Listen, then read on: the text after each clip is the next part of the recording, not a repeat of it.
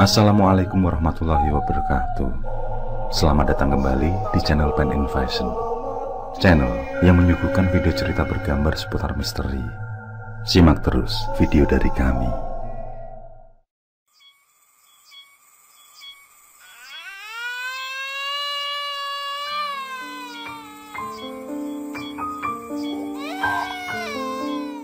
Matahari sudah bersiap tenggelam di batas cakrawala. Langit cerah berwarna biru kemerahan menghiasi suasana sore yang masih cukup ramai. Di sebuah rumah yang berukuran kurang lebih 45 meter persegi, terlihat seorang bocah perempuan berusia sekitar 5 tahun tengah merajuk karena permen harum manisnya baru saja habis. Ia merengek pada ibunya untuk dibelikan lagi. Namun ibunya bersikukuh kalau besok lagi akan ia belikan, karena waktu sudah menjelang maghrib. Tangis sang anak tak kunjung reda, meski sang ibu terus membujuk dengan 1000 cara. Saat tangis si anak semakin tidak terkendali, bersamaan itu pula tibalah sang bapak sepulang dari bekerja. Wajahnya sangat lelah. Maklum, karena pekerjaannya di pabrik memang membutuhkan tenaga yang cukup besar. Meskipun tubuhnya masih terlihat letih dan kucal, melihat anaknya menangis, tak urung hati kecil sang bapak terhibah juga. Laki-laki itu pun berjongkok, membelai rambut anaknya dengan penuh kasih sayang. "Duk, kamu kenapa?" tanya sang bapak sembari menyeka air mata anaknya. Sang ibulah yang kemudian menerangkan kalau si genduk minta permen harum manis. Sang bapak pun berjanji akan membelikan, tapi nanti setelah mandi dan sholat maghrib. Mendengar itu, tangis genduk pun terhenti, berganti menjadi senyum riang. Setelah beberapa saat kemudian, sang bapak sudah bersiap mencarikan permen yang diminta anaknya. Sang anak yang awalnya tersenyum ceria, mendadak ingin sekali untuk ikut.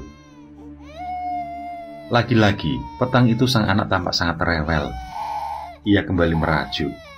Di gendongan sang bapak, ia seakan tidak mau turun. Namun sang bapak yang biasanya sangat senang mengajak anaknya, kali ini tampaknya ingin sekali sendiri.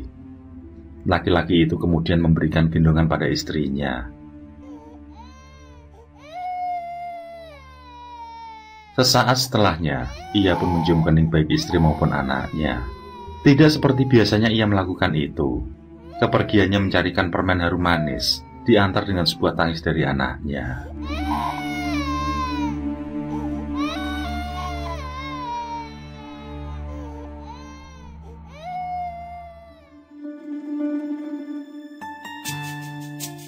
Di sebuah lapangan kecil yang tidak begitu jauh dari tempatnya tinggal, laki-laki itu baru saja membayar 2 permen harum manis dan berlalu dari tempat itu.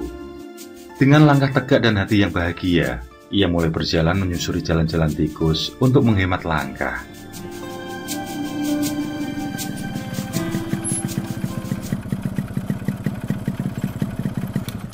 Sejenak ia terhenti, karena sebuah sepeda motor berisi 2 orang laki-laki yang tidak ia kenal berhenti tepat beberapa langkah di depannya. Tanpa curiga sama sekali, laki-laki itu pun tetap melangkah. Namun ia sedikit gugup ketika secara tiba-tiba salah seorang yang membonceng sepeda motor itu melemparkan sebuah tas kepadanya. "Tas itu buat kamu!" teriak si pembonceng. Kedua orang tidak dikenal itu lantas tancap gas dan menghilang di sebalik tikungan jalan. Sang laki-laki mengambil tas yang baru saja dilempar. Ia menimang-nimang tas yang secara model milik seorang perempuan. Ia tidak sempat berpikir yang berkaitan dengan tas itu, karena pada detik yang tidak diduga sama sekali, tiba-tiba saja berlarian belasan orang sembari berteriak jambret, copet, maling. Mereka membawa pentungan dan lain-lain. Meski dalam keremangan waktu petang, wajah mereka yang beringas tetap saja terlihat.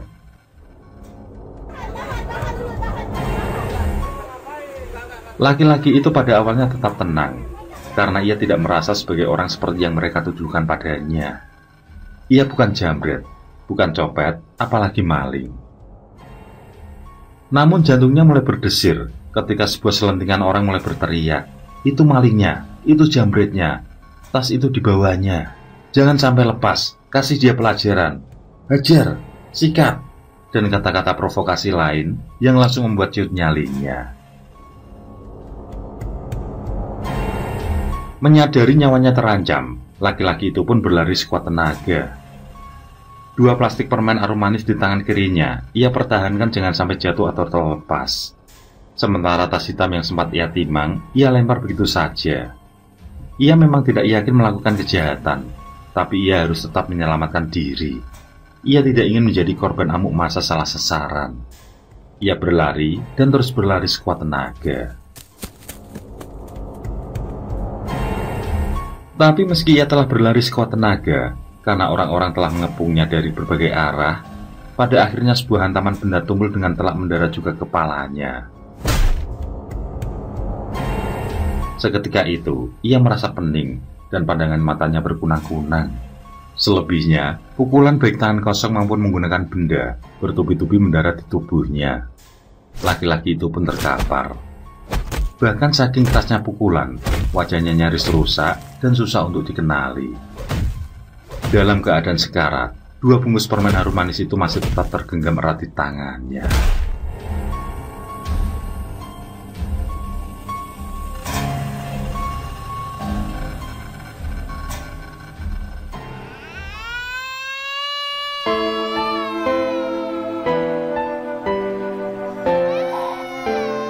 Gadis kecil itu menangis sejadi-jadinya ketika menyaksikan prosesi pemakaman bapaknya. Ia tidak tahu apa yang telah terjadi.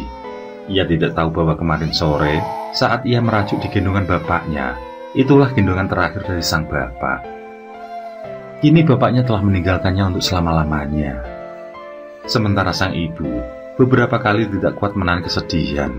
Beberapa kali ia terlihat pingsan. Pun demikian dengan para tetangga. Mereka tahu persis almarhum adalah orang baik, dan mereka yakin bahwa almarhum adalah korban salah sasaran. Dan untuk kasus ini, semua harus diusut sampai tuntas. Mereka tidak mau tahu. Mereka menuntut pihak berwajib untuk segera mengusut masalah ini.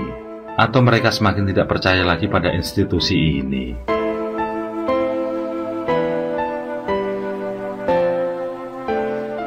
Di satu sisi, para pengeroyok yang asal gebuk itu masih bebas berkeliaran.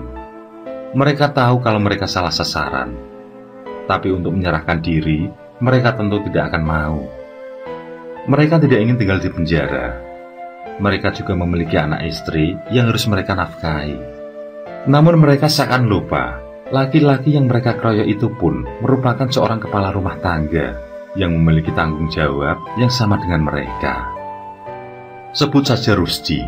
Dialah orang pertama yang menghantam kepala korban dengan sebuah pentungan kayu. Ia ingat betul bagaimana korban menghibah. Kalau ia tidak seperti yang orang-orang tuduhkan. Tapi Rusdi tidak peduli. Entah benar entah salah, yang penting pukul. Dan hantaman kayu yang ia pegang tepat mengenai kepala belakang korban. Rusdi masih bisa mengingat wajah ketakutan orang itu.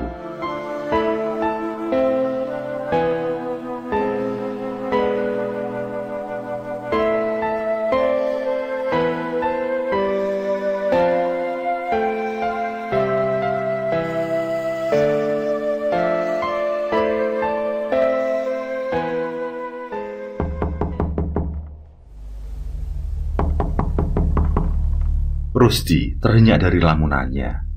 Ia mendengar pintu rumahnya diketuk. Jantungnya berdesir. Ia takut polisi telah mengendusnya. Ketukan di pintu rumahnya semakin keras. Rusdi pun menanyakan siapa di luar sana.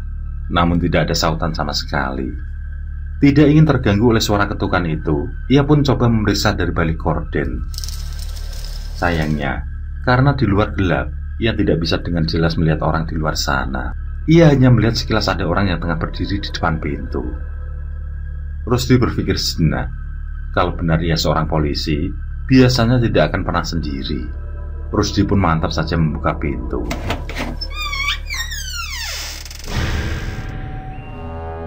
Rusdi terheran ketika di luar sana ia tidak mendapati seorang pun. Tiba-tiba saja bulu kuduknya meremang. Ia pun segera menutup pintu kembali dan berbalik ke arah untuk menyusul anak istrinya di kamar. Namun tiba-tiba Di hadapannya telah berdiri sosok pocong. Dengan jelas, Rusdi melihat pocong itu memiliki muka yang hancur berdarah-darah. Dari lubang hidung pocong itu masih tersumpal kapas. Tubuh Rusdi pun bergetar hebat. Seluruh tulang belulangnya seperti lepas begitu saja. Rusdi pun jatuh bersimpuh. Pocong yang hanya berjarak sekitar 2 meter di hadapannya tetap berdiri tanpa bergerak sedikit pun. Bahkan sampai Rusdi terkencing-kencing di celana, pocong itu masih tetap berdiri di tempatnya.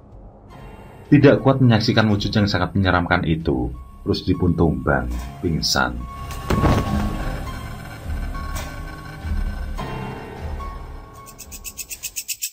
Hari berjalan merambat menuju malam.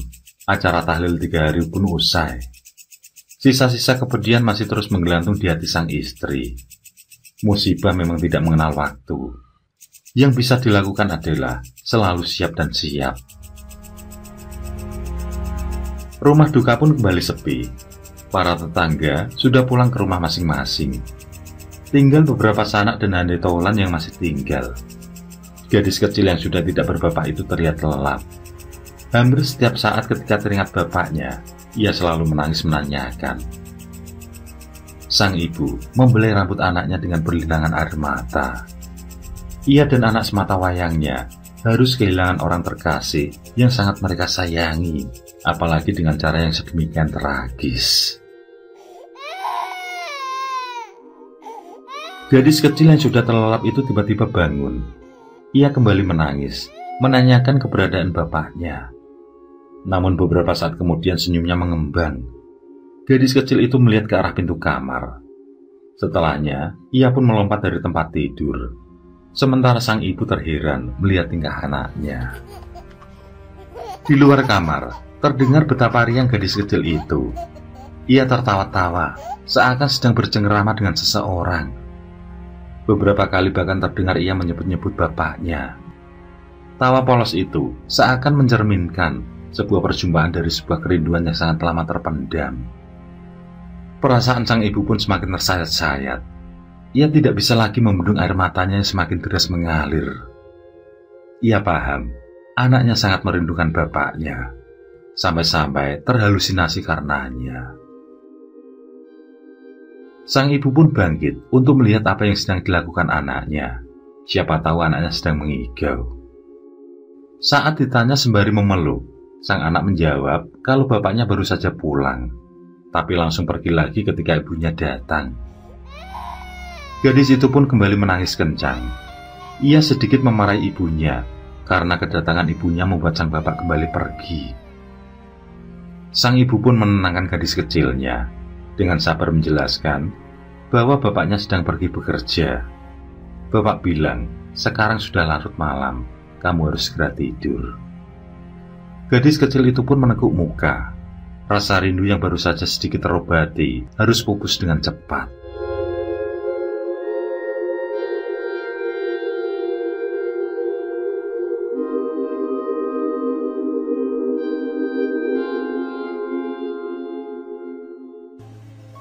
Seorang laki-laki muda tengah melamun di kamarnya. Kita sebut saja Tatang, nama laki-laki itu. Dialah orang yang terus membakar emosi massa, meski ia sendiri belum mengetahui apakah orang itu bersalah atau tidak.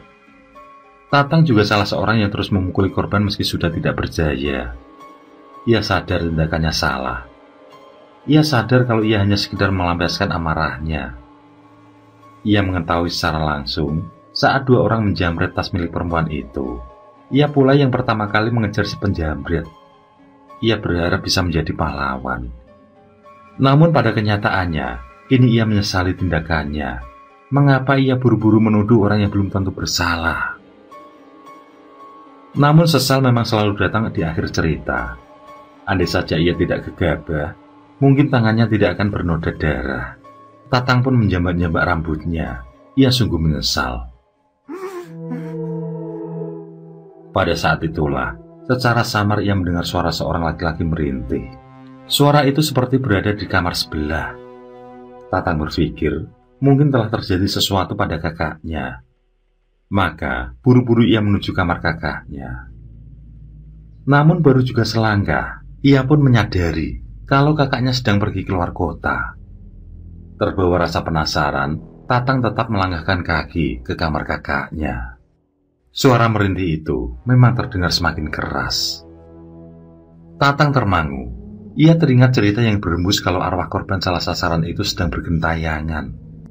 Seketika itu pula, rasa takut semakin menyergap. Tatang belum sempat membuka pintu kamar kakaknya.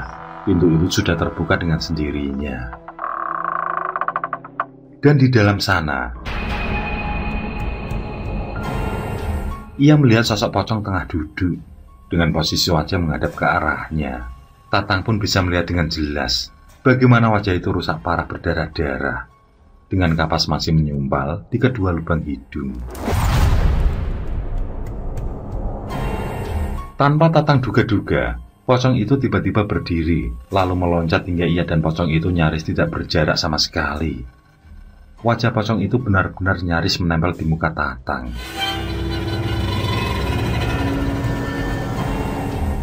Sementara itu, tubuh Tatang seperti dipaku pada tempatnya. Yang bisa ia lakukan hanyalah menahan rasa ngeri, karena muka pocong itu terus bergerak-gerak di depan mukanya. Mulut pocong itu terlihat membuka menutup, seakan ingin mengatakan sesuatu pada Tatang. Tiba-tiba,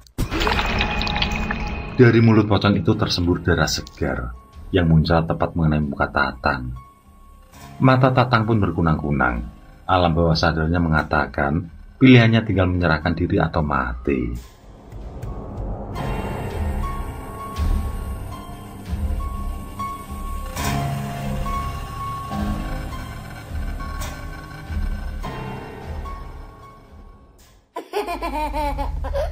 Sang ibu yang baru saja terlelap secara samar mendengar anak gadisnya tertawa-tawa riang seperti tengah bercanda. Ia pun bangun, meski mata rasanya masih sangat lengket. Kali ini ia tidak mau serta-merta mendatangi anaknya. Ia tidak ingin anaknya kecewa. Ia juga ingin melihat dengan mata kepala sendiri, sebenarnya dengan siapa anak gadisnya tengah bercanda. Maka dengan mengendap pelan, sang ibu pun mengikuti arah suara.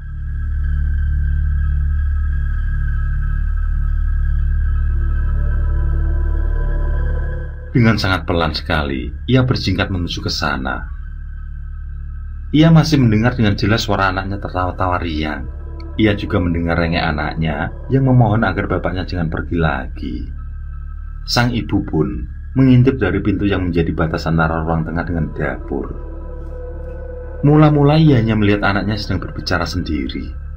Sang ibu masih mencari sudut yang leluasa untuk bisa menyapukan pandangan. Ia bergeser dengan sangat hati-hati sekali.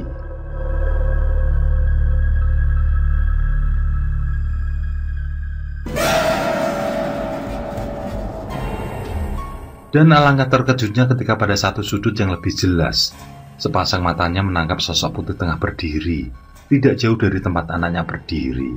Sosok itu sangat jelas berbentuk pocong. Dan bersamaan dengan pengikan yang ia tahan, sosok itu lenyap dari pandangan mata. Sang ibu masih sempat mendengar anaknya memanggil-manggil bapaknya sebelum ia tiba kembali di kamarnya. Beberapa orang, baik yang terlihat secara langsung maupun yang hanya ikut melihat peristiwa penganiayaan itu, satu persatu mulai menyerahkan diri. Mereka memiliki satu kesamaan alasan, yaitu merasa menanggung dosa dan selalu diteror oleh sosok pocong yang diyakini adalah arwah korban. Di kantor polisi, mereka telah mengakui perbuatannya. Namun ada satu hal yang membuat mereka merasa geram, yaitu ketika dua orang penjamret yang sebenarnya ternyata juga telah menyerahkan diri.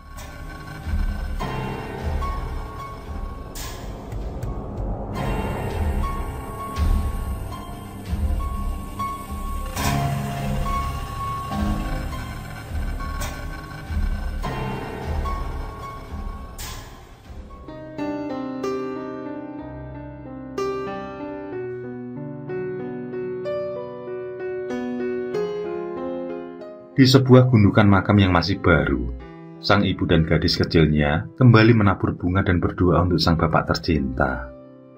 Mereka berharap arwah sang bapak telah mendapatkan tempat yang terbaik di sisinya. Semoga di alam sana, Gusti Allah mengampuni segala kesalahan dan menerima semua amal kebaikan yang pernah sang bapak lakukan semasa hidupnya.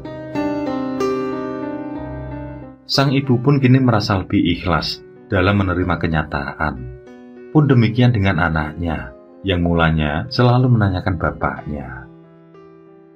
Sang ibu sedikit demi sedikit memberikan pengertian bahwa yang selalu datang setiap malam itu bukanlah bapaknya.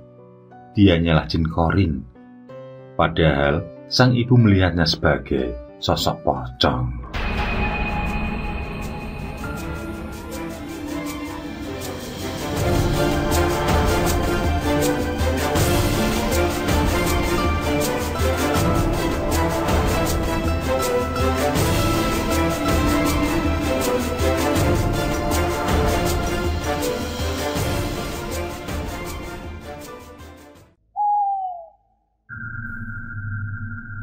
Oke, terima kasih.